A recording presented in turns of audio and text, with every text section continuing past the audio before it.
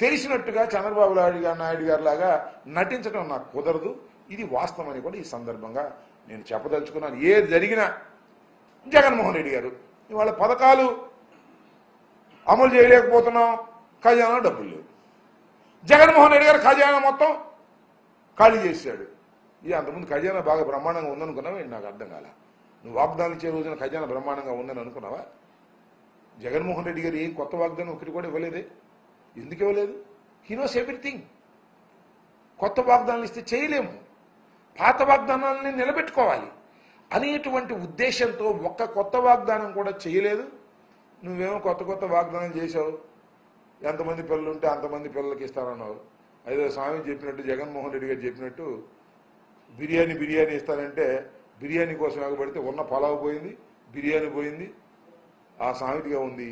ఆ అమ్మ ఒడి పోయింది, తల్లికి వందనము లేకుండా పోయింది. ఈ సంవత్సరం నిజంగా పల్లులకు 15,000 రూపాయలు జగన్మోహన్ రెడ్డి గారు రొటీన్గా వేసేవి కూడా లేకోకుండా అన్యాయంగా తల్లుల్ని మోసం చేసిన చంద్రబాబు నాయుడు గారు ఏం చెప్పాలి మీ గురించి నాకు అర్థం. అద్భుతమైన వాగ్దానాలు చెప్పావు, అన్ని వాగ్దానాలు నెరవేరుస్తానన్నావు, సూపర్ 6 అన్నావు. అవన్నీ చూస్తుంటే భయం వేస్తుంది అంటున్నాడు. ఇచ్చింది ఆయనే, మరి భయం ఎందుకు వేస్తున్నావు నాకు అర్థం కాల. ఖజానా చూస్తే ఖాళీ అంట. అంటే కోటాను కోట్ల రూపాయలు ఖజానాలో ఉంటే నువ్వు పంచి పెడతావు. వచ్చి ఏం చెప్పావు? నువ్వు సంపద సృష్టిస్తా అన్నావు. ఏది సంపద సృష్టిస్తున్నావులే? అన్ని పథకాలు ఆపేసి ఆ సంపదను సృష్టిస్తున్నట్టుగా కనపడుతున్నాను. కాబట్టి ప్రతిదీ కూడా నీ ఫెయిల్యూర్ని ఈ 2 మాసాల పైచిలకు నువ్వు పరిపాలనలోకి వచ్చావు. ప్రతిదీ కూడా ఫెయిల్యూరు, తీవ్రమైనటువంటి వ్యతిరేకత. ఎందుకు ఓటేశాంరా బాబు అని ప్రజలు పశ్చాత్తాపడే దశకు వచ్చినటువంటి సందర్భం ఇదని ఈ సందర్భంగా నేను చెప్పదలుచుకున్నాను. ఈ రోజున మరి నిన్న జరిగినటువంటి సంఘటన దురదృష్టకరమైనటువంటి సంఘటన. దానివల్ల నిజంగా మరి 90 లక్షల క్యూసిక్ వాటర్ కిందకి ఫ్లో అవటం వలన మరి తుంగభద్ర డ్యాంలో ఉన్నటువంటి వాటర్ మొత్తాన్ని చాలా వరకు ఖాళీ చేయాల్సి ఉంటుంది. ఎందుకంటే ఆ గేట్ను రిపేర్ చేయాలి అంటే ఈ సీజన్లో రిపేర్ చేయలేరు కాబట్టి, వాటర్ లేనప్పుడు మాత్రమే రిపేర్ చేయగలుగుతారు కాబట్టి చాలా వాటర్ వృధా అయ్యే పరిస్థితి ఉంది. అదంతా శ్రీశైలానికి వస్తుంది, శ్రీశైలం నుంచి నాగాయణ సాగర్కి వస్తుంది, నాగాయణ సాగర్ నుంచి పులిచెంతలకు వస్తుంది, పులిచెంతల నుంచి సముద్రంలోకి వేసిపోద్ది.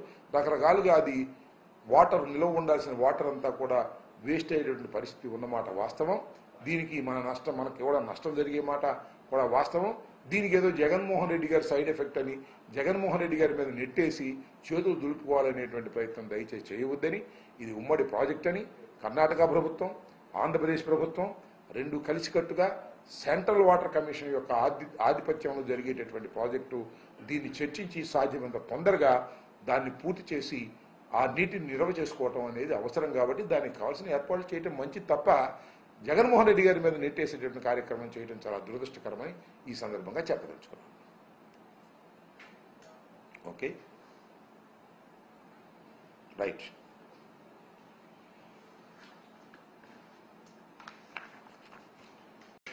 ఛానల్స్ విస్తృతంగా ప్రచారం చేస్తున్నాయి దురదృష్టవశాత్తు.